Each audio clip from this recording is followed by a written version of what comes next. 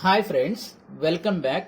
ఆంధ్రప్రదేశ్ గ్రామ వార్డు సచివాలయాల digital assistant సిలబస్లో ఉన్న ఆపరేటింగ్ సిస్టంలో evolution of computer operating system అనే మెయిన్ కాన్సెప్ట్ మనం డిస్కస్ చేస్తున్నాం.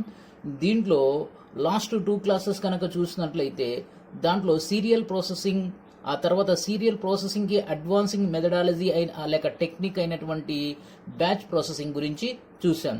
ఈ క్లాస్లో మల్టీ ప్రోగ్రామింగ్, దానికి కంటిన్యూటీ అయినటువంటి బ్యాచ్ ప్రాసెసింగ్ తర్వాత ఉన్నటువంటి మెథడాలజీ లేక టెక్నిక్ ఏదైతే ఉందో దాన్ని మల్టీ ప్రోగ్రామింగ్ అంటాం. యాక్చువల్లీగా ఆపరేటింగ్ సిస్టమ్ ఎవల్యూషన్ అంటే ఆపరేటింగ్ సిస్టమ్ పుట్టినప్పుడు మొదట్లో ప్రోగ్రామ్స్ అనేవి సీక్వెన్స్గా ఎగ్జిక్యూట్ అయ్యాయి. సో ఈ సీక్వెన్స్గా ఎగ్జిక్యూట్ అయ్యేటటువంటి విధానం ఏదైతే ఉందో అది సీరియల్ ప్రాసెసింగ్. సీరియల్ ప్రాసెసింగ్కి కొంత అడ్వాన్సింగ్గా వచ్చిందే బ్యాచ్ ప్రాసెసింగ్. ఆ తర్వాత ఒక ఆపరేటింగ్ సిస్టమ్ ప్రోగ్రామ్ని సీరియల్గా ఎగ్జిక్యూట్ చేస్తుంది. ఆ తర్వాత కాలంలో కాంకరెంట్ ఎగ్జిక్యూషన్ అనేది రావడం జరిగింది. ఇది ఆపరేటింగ్ సిస్టంలో వచ్చినటువంటి ఒక ట్రెమెండస్ చేంజ్ అని మనం చెప్పుకోవచ్చు. ఇక్కడ కాంకరెంట్ ఎగ్జిక్యూషన్కి ఒక ఎగ్జాంపులే, ఒక మెథడాలజీయే multi programming. Concurrent execution. So operating system ఒక జాబ్ లేక ఒక ప్రోగ్రామ్ని కాంకరెంట్లీగా ఎగ్జిక్యూట్ చేసేటటువంటి విధానం ఏదైతే ఉందో దానికి ఒక బెస్ట్ వే ఏంటంటే మల్టీ ప్రోగ్రామింగ్. అసలు యాక్చువల్లీగా మల్టీ ప్రోగ్రామింగ్ అంటే ఏంటి అర్థం అవటానికి సో యాక్చువల్గా ఈ 2 చిన్న డయాగ్రామ్స్ని ఒకసారి అబ్జర్వ్ చేయండి, తర్వాత అసలు డెఫినేషన్ అనేది చూద్దాం. ఇది ప్రోగ్రామ్ 1, ఇది ప్రోగ్రామ్ 2. ఇక్కడ ప్రోగ్రామ్ 1, ప్రోగ్రామ్ 2 ఉన్నాయి, మళ్ళీ ఇక్కడ ప్రోగ్రామ్ 2, ప్రోగ్రామ్ 1 ఉంది. యాక్చువల్లీగా ఏంటి ఈ ప్రోగ్రామ్ 1ని కనుక మనం అబ్జర్వ్ చేసినట్లయితే ఇది సీరియల్ ప్రాసెసింగ్. ప్రోగ్రామ్ 1 ఈ మోడల్లో ఇక్కడ సీరియల్గా ప్రాసెస్ అవుతుంది. ఇక్కడ మనం కేవలం ప్రాసెసర్ యాక్టివిటీని మాత్రమే మనం ఎగ్జాంపుల్గా తీసుకున్నాం. ఈ ప్రోగ్రామ్ 1లో సీరియల్ ప్రాసెసింగ్లో ప్రాసెసర్ ఎలా పనిచేస్తుంది? ఫస్ట్ బిజీగా ఉంది ప్రాసెసర్, అంటే కొంత ప్రోగ్రామ్ని కొన్ని ఇన్స్ట్రక్షన్స్ని ఎగ్జిక్యూట్ చేస్తుంది. ఆ తర్వాత మళ్ళీ ఖాళీగా ఉంటుంది, అంటే తనకి పని లేదనమాట. సో ఆ తర్వాత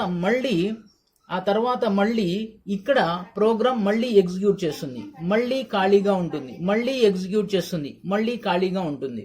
అంటే ఇక్కడ మనం ఏం చెప్పాం, కంప్యూటర్కి డిఫరెంట్ రిసోర్సెస్ ఉంటాయి. మనం అన్ని రిసోర్సెస్ గురించి ఇక్కడ మాట్లాడట్లా, కేవలం ఒక ప్రాసెసర్ని ఒకటే ఎగ్జాంపుల్గా తీసుకొని సీరియల్ ప్రాసెసింగ్లో ఎలా ఉంటుంది. సీరియల్ ప్రాసెసింగ్లో సో కొంత టైము ప్రాసెసర్ పనిచేస్తే, అంటే ఇన్స్ట్రక్షన్స్ని ఎగ్జిక్యూట్ చేస్తే ఆ తర్వాత కొంతసేపు ఖాళీగా ఉంటుంది. ఎందుకు ఖాళీగా ఉంటుంది? సో దానికి కావాల్సినటువంటి ఇన్స్ట్రక్షన్స్ అందకపోవటం వల్ల. సో ఈ విధంగా ఈ సీరియల్ ప్రాసెసింగ్లో ఈ విధంగా ఖాళీ టైం అనేది ఉంటుంది. సో ఎప్పుడైతే ఖాళీ టైం ఉంటుందో రిసోర్సెస్ యొక్క యూటిలైజేషన్, ఉపయోగిత అనేది తగ్గిపోతుంది. ఇదే ఇక్కడ చూడండి ప్రోగ్రామ్ 2, ఇది కూడా సీరియల్ ప్రాసెసింగ్ ఎగ్జాంపుల్. ఇక్కడ షేడెడ్ కాలం ఏంటి? ప్రాసెసర్ యాక్టివ్గా ఉంది, ఇక్కడ ఖాళీగా ఉంది, ఇక్కడ యాక్టివ్గా ఉంది, ఇక్కడ ఖాళీగా ఉంది, ఇలా ఉంది. సో అంటే ఇక్కడ కొంతసేపు ఈ 2 ఎగ్జాంపుల్స్లో మనకు అర్థమైనటువంటి విషయం ఏంటంటే కొంతసేపు ప్రోగ్రామ్ అనేది ఎగ్జిక్యూట్ అవుతుంది, కొంతసేపు ప్రోగ్రామ్ అనేది ఖాళీగా ఉంటుంది. సో దీనివల్ల ఇది దేంట్లోది సీరియల్ ప్రాసెసింగ్లో. దీనివల్ల ఏమవుతుందంటే ఇక్కడ తీసుకున్నటువంటి ప్రాసెసర్ అనేటటువంటి ఒక రిసోర్సెస్ని మనం సమర్థవంతంగా ఉపయోగించుకోలేకపోతున్నాం. సో దీన్ని ఓవర్కమ్ చేయడానికే ఇలాంటి రిసోర్సెస్, కేవలం ఇక్కడ ప్రాసెసర్ ఒకదాన్నే మనం ఎగ్జాంపుల్గా తీసుకున్నాం. ఇలా కంప్యూటర్లో ఉన్నటువంటి అన్ని రిసోర్సెస్ని మ్యాక్సిమంగా ఉపయోగించుకోవటం కోసం వచ్చిన ఒక మెథడాలజీయే లేక ఒక టెక్నికే మల్టీ ప్రోగ్రామింగ్ అంటాం. సో ఇప్పుడు ఈ ఎగ్జాంపుల్ని చూడండి. ఫస్ట్ కిందది చూడండి, ఇది ప్రోగ్రామ్ 1. ఇక్కడ మళ్ళీ సేమ్ ప్రాసెసర్ ఎగ్జిక్యూట్ చేస్తుంది, బిజీగా ఉంది. ఆ తర్వాత కొంత టైం తర్వాత ఇక్కడ ప్రాసెసర్ 1 అనేది ఖాళీగా ఉంటుంది. ఎందుకు ఖాళీగా ఉంటుంది? ప్రోగ్రామ్ 1 యొక్క ఇన్స్ట్రక్షన్స్ అందలేదు. ప్రోగ్రామ్ 1 యొక్క ఇన్స్ట్రక్షన్స్ ఈ ప్రాసెసర్కి అందలా. కాబట్టి ఇక్కడ ఐడియల్ గా ఉంటుంది. ఎక్కడ ఉంటుంది ఐడియల్ గా?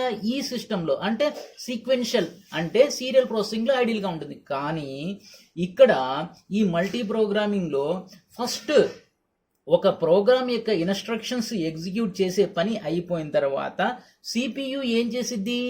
సెకండ్ ప్రోగ్రామ్ యొక్క ఇన్స్ట్రక్షన్స్ ని మెమరీ నుంచి తీసుకొని ఎగ్జిక్యూట్ చేస్తాం మొదలు పెడుతుంది. సెకండ్ ప్రోగ్రామ్ ఇది సెకండ్ ప్రోగ్రామ్, ఇది సెకండ్ ప్రోగ్రామ్, చూసారా? ఇది సెకండ్ ప్రోగ్రామ్ ఇన్స్ట్రక్షన్స్ ని ఎగ్జిక్యూట్ చేసిన తర్వాత సెకండ్ ప్రోగ్రామ్ ఇన్స్ట్రక్షన్స్ కూడా కొంతసేపు ఎగ్జిక్యూట్ చేసిన తర్వాత అయిపోతాయి. ఆ తర్వాత మళ్ళీ ఏం చేసిద్ది? ఇది ఫస్ట్ ప్రోగ్రామ్ యొక్క ఇన్స్ట్రక్షన్స్ ని తీసుకుంటుంది. ఫస్ట్ ప్రోగ్రామ్ ఇన్స్ట్రక్షన్ ఏం చేసిద్ది? ఎగ్జిక్యూట్ చేసిద్ది. ఈ ఫస్ట్ ప్రోగ్రామ్స్ ఇన్స్ట్రక్షన్ ఎగ్జిక్యూట్ అయిన తర్వాత మళ్ళీ ఎప్పుడైతే ఫస్ట్ ప్రోగ్రామ్ ఇన్స్ట్రక్షన్స్ అయిపోతాయో మళ్ళీ ఏం చేసిద్ది? అది సెకండ్ ప్రోగ్రామ్ ఇన్స్ట్రక్షన్స్ ని తీసుకుంటుంది. ఆ విధంగా ఖాళీగా ఉండకుండా ఇక్కడ ప్రాసెసర్ ఏం చేస్తుంది? ఖాళీగా ఉండకుండా ఫస్ట్ ప్రోగ్రామ్ ఇన్స్ట్రక్షన్స్ ఎగ్జిక్యూట్ అయిపోయిన తర్వాత అలాగే ఖాళీగా ఉండకుండా నెక్స్ట్ ప్రోగ్రామ్ ఇన్స్ట్రక్షన్స్ ని ఎగ్జిక్యూట్ చేస్తుంది. దీనివల్ల మనకు అర్థమైంది, ప్రాసెసర్ అనేది 100% మనం ఉపయోగించుకుంటున్నాం. ప్రాసెసర్ని 100% మనం ఉపయోగించుకుంటున్నాం. ఎక్కడ కూడా ప్రాసెసర్కి ఖాళీ అంటే ఐడిల్ అనేది ఖాళీగా ఉంచట్లా. దీనివల్ల అంటే ఇక్కడ చిన్న ఎగ్జాంపుల్ ప్రాసెసర్ గురించి చూసాం. ఈ విధంగా రిసోర్సెస్ని బేసికల్లీగా రిసోర్సెస్ అంటే ఒక ప్రోగ్రామ్ అనేది కంప్యూటర్లో 2 మెయిన్ ఫేసెస్ లో తిరుగుతూ ఉంటుంది. ఒకటి ఐఓ డివైజెస్ మధ్య, రెండోది ఎగ్జిక్యూషన్ మధ్య. ఈ రెండింటి మధ్య తిరుగుతూ ఉంటుంది. సో అయితే ఇక్కడ ప్రాసెసర్ని ఎగ్జాంపుల్గా తీసుకొని మనం ప్రాసెసర్ని ఏ విధంగా 100% ఉపయోగించుకున్నామో ఇక్కడ మనం చూడవచ్చు. ఇలా కంప్యూటర్లో ఉన్నటువంటి మిగిలినటువంటి రిసోర్సెస్ ఏవైతే ఉన్నాయో వాటిని గనక మనం 100% ఉపయోగించుకున్నట్లయితే పెర్ఫార్మెన్స్ అనేది బాగా పెరుగుతుంది. సో మల్టీ ప్రోగ్రామింగ్ ఈ టెక్నిక్ ఏదైతే ఉందో దీని యొక్క ముఖ్య ఉద్దేశం ఏంటంటే సిస్టమ్ రిసోర్సెస్ని మ్యాక్సిమంగా యూటిలైజ్ చేసుకోవటం. అది ముఖ్యమైనటువంటి విషయం. ఓకే, సో ఈ విధంగా కాంకరెంట్గా 2 లేకన్నా అంతకన్నా ఎక్కువ ప్రోగ్రామ్స్ ని at any one point of టైంలో ఎగ్జిక్యూట్ చేస్తూ పోవటాన్నే మల్టీ ప్రోగ్రామింగ్ అంటాం. ఇంకోసారి చెప్తున్నాను ఫ్రెండ్స్, కొంచెం ఆలకించండి. At any point of time if 2 or more than 2 programs concurrently means parallelly, ఒకేసారి concurrently if 2 or more programs are executed, that methodology, that technique is called multi-programming. By name itself it is called multi. Multi means what? More than 2. Multi means more than 2. At any point of time, so the processor, if it is execute 2 or more than 2 programs, then it is called multi-programming system. Okay, right. This is what the definition. It is not ended. So will be continued now. So okay, ఈ విధంగా 2 లేక అంతకన్నా ఎక్కువ programmes ని కంటిన్యూగా execute చేస్తూ పోవటాన్నే multi programming అంటాం. So ఇక్కడ ఓకే, దీనివల్ల మనకి కలిగేటటువంటి బెనిఫిట్స్ ఏంటో చెప్పే ముందు ఇది ఒక డ్రాబ్యాక్ ఉంది ఫ్రెండ్స్.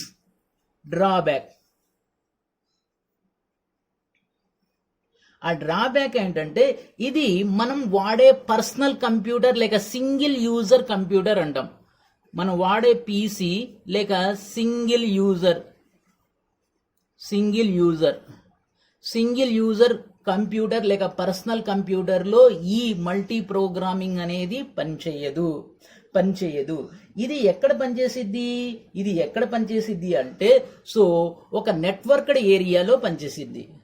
సో అంటే మన డిగ్రీలో కానీ, ఇంజనీరింగ్లో కానీ, డిప్లొమాలో కానీ కంప్యూటర్ సిఎస్సి డిపార్ట్మెంట్లో ల్యాబ్ ఉంటుంది. ల్యాబ్లో నెంబర్ ఆఫ్ కంప్యూటర్స్ ఉంటాయి. ఆ కంప్యూటర్స్ అన్ని ల్యాబ్ ద్వారా ఒక నెట్వర్క్ ద్వారా కనెక్ట్ అయి ఉంటాయి. అలాంటి ఏరియాలో ఇది పనిచేసిద్ది. అది ఎలా చేసిద్దో నెక్స్ట్ క్లాస్ లేక నెక్స్ట్ 2 minutes తర్వాత మనం డిస్కస్ చేద్దాం. అయితే దీని మెయిన్ డ్రాబ్యాక్ ఏంటంటే మనం సింగిల్గా వాడేటటువంటి ఒక కంప్యూటర్కి ఒక ప్రాసెసర్ ఉంటుంది. ఎక్కడైతే ఒక ప్రాసెసర్ ఉంటుందో ఒక ప్రాసెసర్ ఒక ప్రోగ్రామ్ని ఎగ్జిక్యూట్ చేస్తూ పోతుంది. సో కాబట్టి ఇక్కడ ఇది సాధ్యం కాదు. ఓకే, అయితే దాని తర్వాత ఇక్కడ మనం ఒకటి అర్థం చేసుకోవాలి. The number of programs actively computing for resources of multi programmed computer system is called degree of multi programming. ఈ వర్డ్ మంచిది, important friends. Degree of multi programming. Degree of multi-programming. The number of programs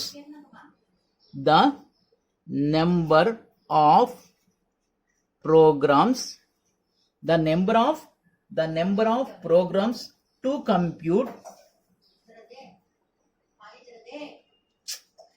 compute for system resources.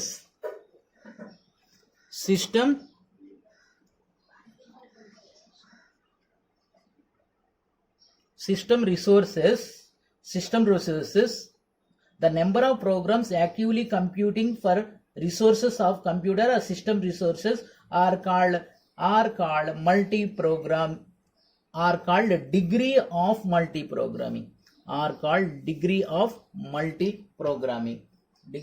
multi-programming. See friends, okay, degree of multi-programming అంటే ఏంటంటే at any point of టైంలో, ఏదైనా ఒక point of టైంలో the number of programs to compute అవడానికి పోటీ system resources ని ఉపయోగించుకోవడానికి ఒక పాయింట్ ఆఫ్ టైంలో ఎన్ని ప్రోగ్రామ్స్ కంప్లీట్ చేయబడుతున్నాయి, పోటీ పడుతున్నాయో దాన్ని డిగ్రీ ఆఫ్ మల్టీ ప్రోగ్రామింగ్ అంటాం. ఏదైనా ఒక పాయింట్ ఆఫ్ టైంలో ఎన్ని ప్రోగ్రామ్స్ ఉన్నటువంటి సిస్టమ్ యొక్క రిసోర్సెస్ ని ఉపయోగించుకోవటానికి పోటీ పడుతున్నాయో వాటన్నిటిని కలిపి ఆ సినారియోనే, ఆ పరిస్థితిని డిగ్రీ ఆఫ్ మల్టీ ప్రోగ్రామింగ్ అంటాం. సాధారణంగా మినిమం డిగ్రీ 2 అంటే మినిమం డిగ్రీ 2 అంటే ఏంటి? ఒక పాయింట్ ఆఫ్ టైంలో 2 ప్రోగ్రామ్స్ అనేవి కంప్యూట్ అవుతాయి. సో మ్యాక్సిమంగా ఎంతైనా కంప్యూట్ అవ్వచ్చు. అది depends upon the configuration of the network, different factors అనేవి ఉంటాయి. అంటే ఒక పాయింట్ ఆఫ్ టైంలో సిస్టమ్ లేక కంప్యూటర్ యొక్క ఉన్నటువంటి రిసోర్సెస్ ని ఉపయోగించుకోవటానికి ఎన్ని ప్రోగ్రామ్స్ పోటీ పడుతున్నాయో ఆ కండిషన్ని, ఆ పరిస్థితిని డిగ్రీ ఆఫ్ మల్టీ ప్రోగ్రామింగ్ అంటాం. ఇక దాని తర్వాత యాక్చువల్లీగా ఈ సో కాల్డ్ మల్టీ ప్రోగ్రామింగ్ మనకు అర్థమైంది. అయితే ఈ మల్టీ ప్రోగ్రామింగ్ లో ఉన్నటువంటి 2 బెనిఫిట్స్ ఏంటంటే, so increasing the resources utilisation,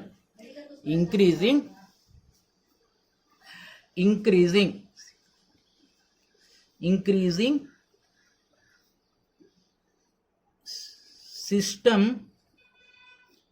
resources usage.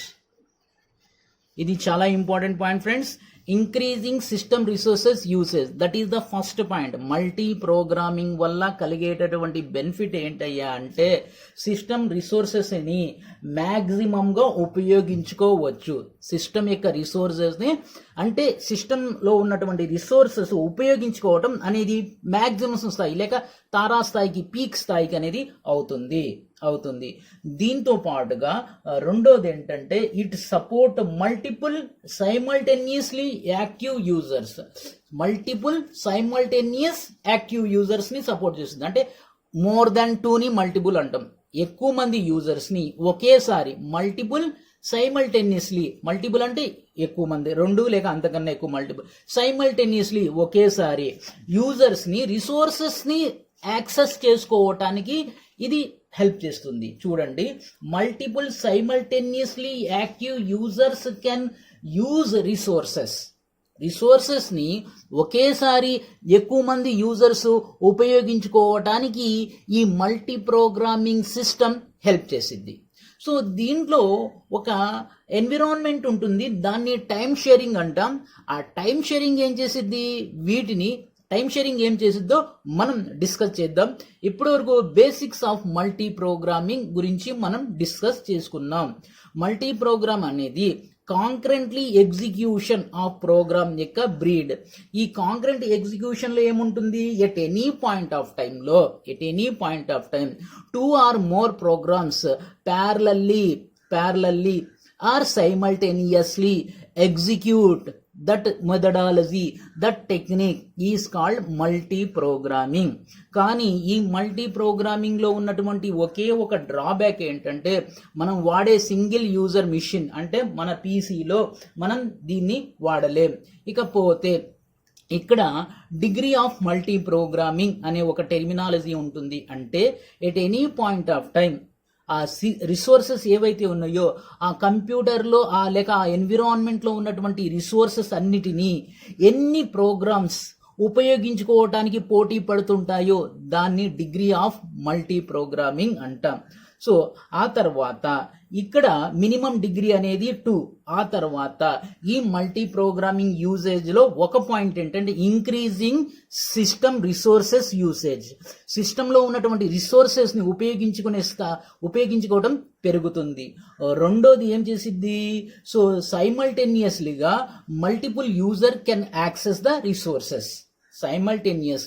multiple users can access the resources. Okay friends, so will be continued in the next class.